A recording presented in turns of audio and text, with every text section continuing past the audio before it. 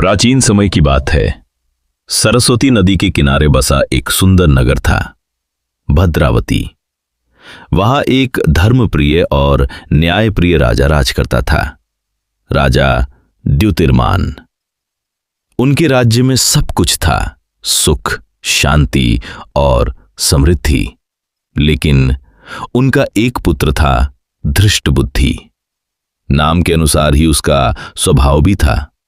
वह बुरी संगत में पड़ गया, जुआ, मदिरा और अन्य अधर्म के रास्ते पर चल पड़ा।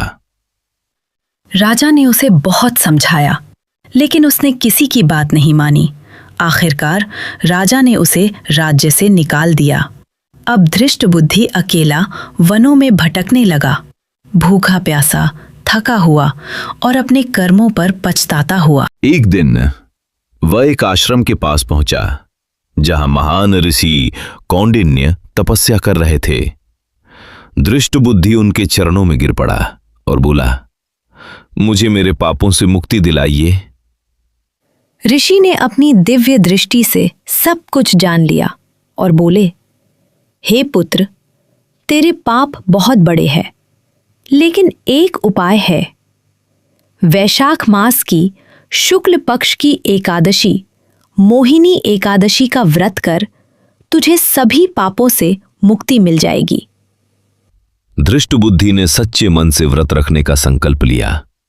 उसने पूरे दिन उपवास किया, भगवान विष्णु का ध्यान किया और पूरी श्रद्धा से रात भर जागरण किया। जैसे ही एकादशी का व्रत पूरा हुआ, उसके शरीर से एक अद्भुत प्रकाश निकलने लगा।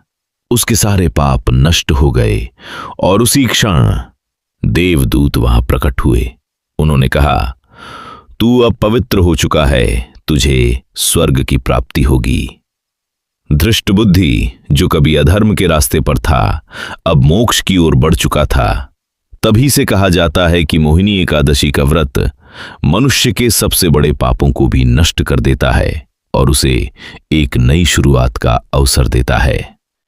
अगर आप भी भगवान विष्णु में आस्था रखते हैं तो कमेंट में लिखें ओम नमो भगवते वासुदेवाय और वीडियो को लाइक, शेयर और सब्सक्राइब जरूर करें।